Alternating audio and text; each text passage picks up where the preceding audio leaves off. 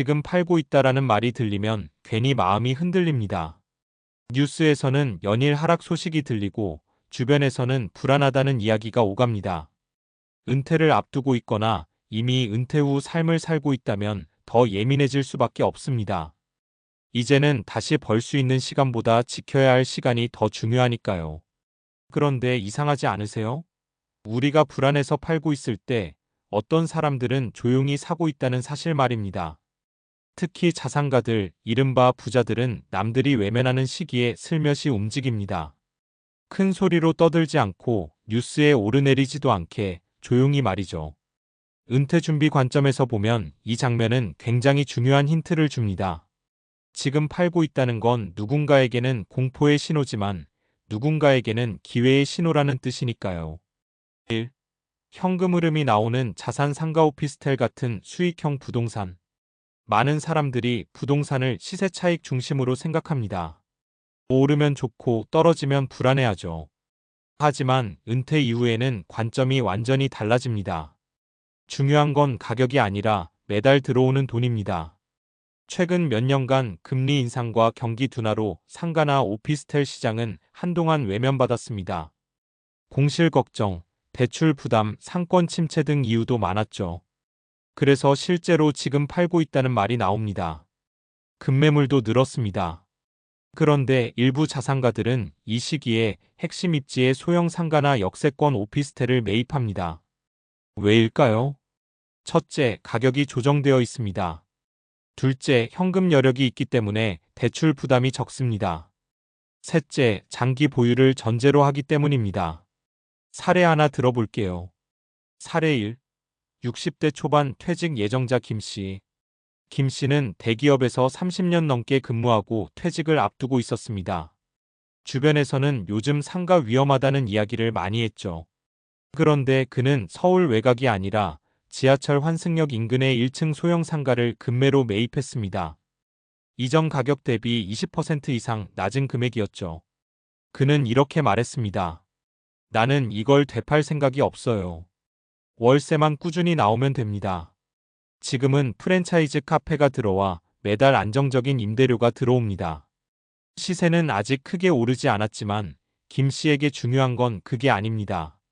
국민연금에 더해 매달 고정 수입이 생겼다는 점, 그게 은퇴 후 삶을 훨씬 안정적으로 만들어줬습니다. 2. 배당주와 우량 ETF 조용한 현금 자동화. 주식시장이 흔들리면 가장 먼저 나오는 말이 이제 끝났다입니다. 은퇴자 입장에서는 주가 하락이 곧 자산 감소로 느껴지니 불안할 수밖에 없습니다. 그래서 많은 분들이 공포에 팔아버립니다. 하지만 자산가들은 다르게 접근합니다. 가격이 떨어질 때 배당이 유지되는 우량 기업이나 ETF를 모읍니다.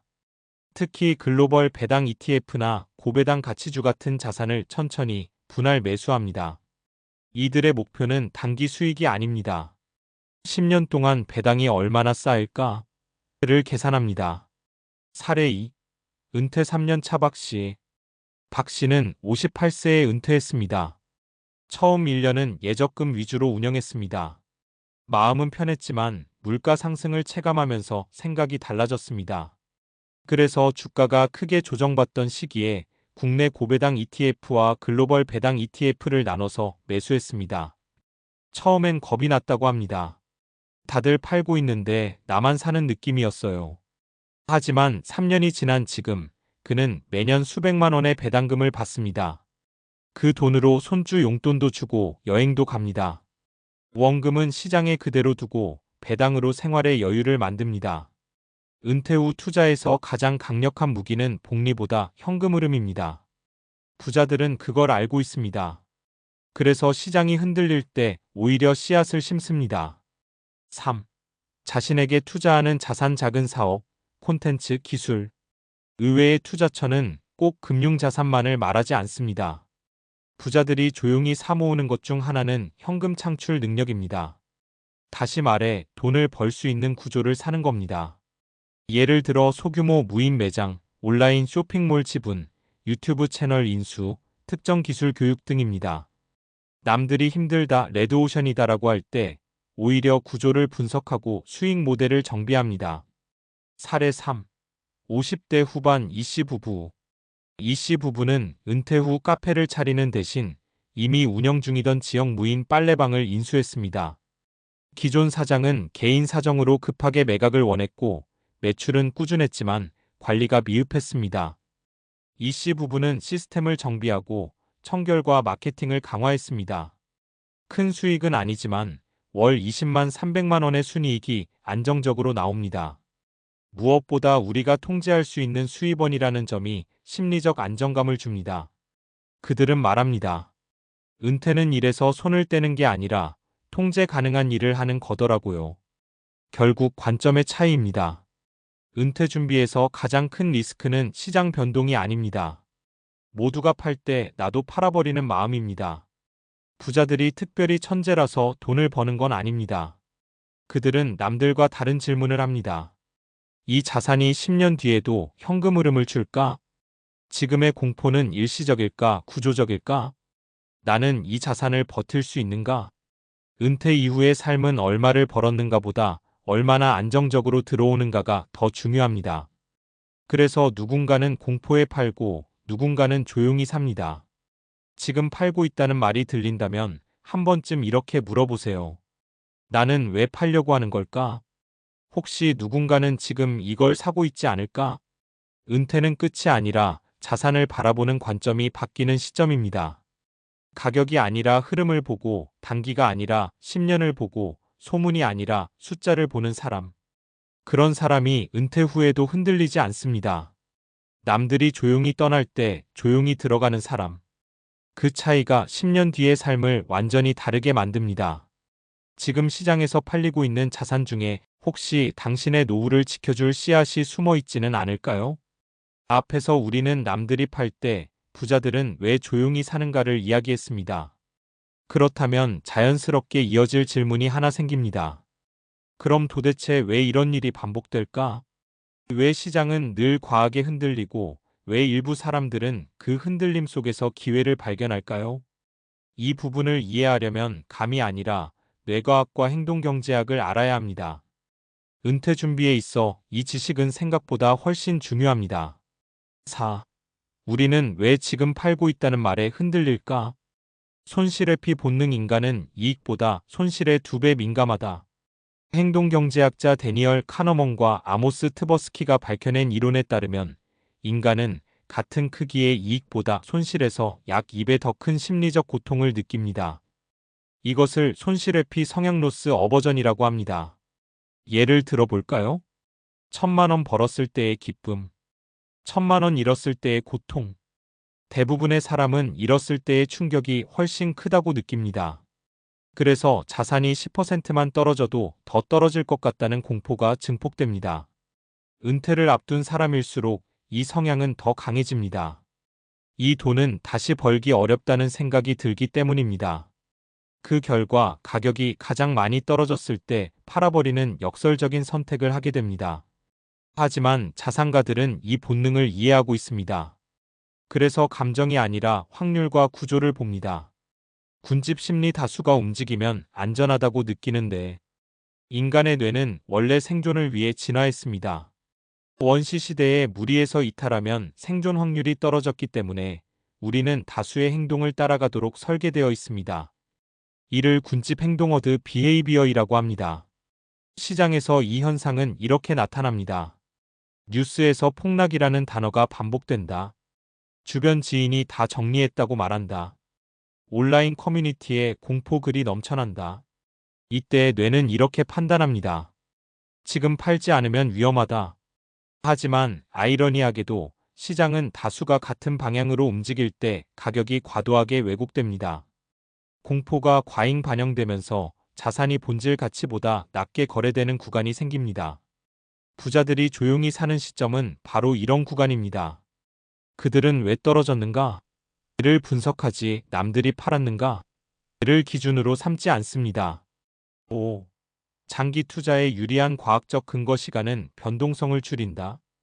금융공학적으로 보면 자산 가격은 단기적으로는 매우 불규칙하지만 장기적으로는 평균 회귀 성향을 보입니다.